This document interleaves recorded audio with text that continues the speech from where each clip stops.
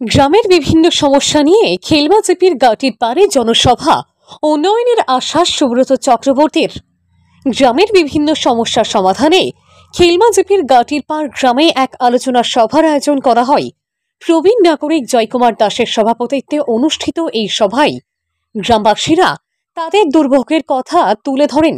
সভায় বক্তব্য রাখতে গিয়ে বিজেপির রাজ্যিক পরিষদের সদস্য তথা প্রাক্তন জেলা পরিষদ সদস্য সুব্রত চক্রবর্তী জানান, গ্রামের সমস্যা ধাপে ধাপে সমাধান করা হবে। তিনি জানান, প্রধানমন্ত্রী গ্রামীণ সড়ক যোজনার মাধ্যমে ওই গ্রামের রাস্তার উন্নয়ন করা হবে এবং এর জন্য প্রস্তাব পাঠানো হয়েছে। তিনি আরও বলেন, কেন্দ্র ও রাজ্য সরকারের বিভিন্ন প্রকল্প সফলভাবে বাস্তবায়ন করতে হলে আসন্ন পঞ্চায়েত নির্বাচনে বিজেপিকে শক্তিশালী করতে হবে। পঞ্চায়েত বিজেপির দখলে থাকলে গ্রামের উন্নয়ন আরও ত্বরান্বিত হবে বলে তিনি মত প্রকাশ করেন। এছাড়াও প্রধানমন্ত্রী আবাস যোজনার জিও ট্যাগ যথাযথভাবে বাস্তবায়িত হচ্ছে কিনা সে বিষয়েও সকলকে সতর্ক থাকার আহ্বান জানান তিনি। সভায় কালীচরণ দাস, জয়লাল বৈষ্ণব, গৌরাঙ্গ পাল সহ অন্যান্য বিশিষ্ট ব্যক্তি বক্তব্য রাখেন। গ্রামবাসীদের সক্রিয় উপস্থিতি সভাটিকে তাৎপর্যপূর্ণ করে তোলে। ব্যুরো রিপোর্ট, সংবাদ বাংলা।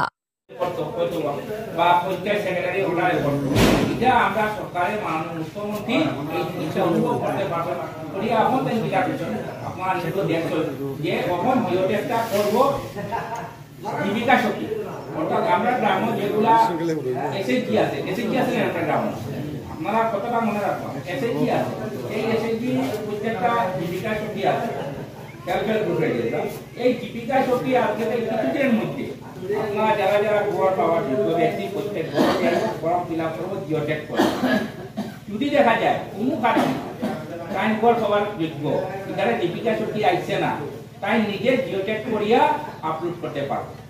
এইগুলা হওয়ার পরে গাঁও পঞ্চায়েত অফিস থাকিয়া এরার বাড়ি আবার জিওটেক হইব। আর দুইটা কমিটি হইব, একটা হইব ব্লক লেভেল, একটা হইল ডিস্ট্রিক্ট লেভেল। এখানে জীবিকা শক্তি আর জিওটেক করার পরে যে তালিকা তৈরি হইব বা বেনিফিশিয়ারি হিসাব করবো, এই তালিকাটা কোথায় দেখব আপনার ব্লক লেভেল কমিটি, তারপরে দেখব district level committee, district level committee যাওয়ার পরে এইগুলা গোয়ার পাওয়া হইব। এটা আমার কথা আপনারা তো মাননীয় মুখ্যমন্ত্রী যে কথাটা বলছে আপনারা দেখে নিতে পারবেন।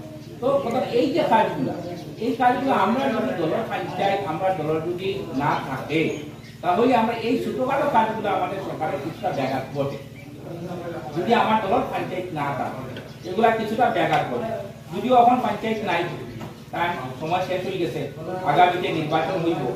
নির্বাচন হইলে যদি আমরা দলে থাকি, আমরা যে গাঁও পঞ্চায়েত বা আঞ্চলিক পর্যায়ে যদি আমরা দখলে আইলে পরে এগুলা তৃণমূল স্তরের কাজ কামগুলো কিছুটা সমাধান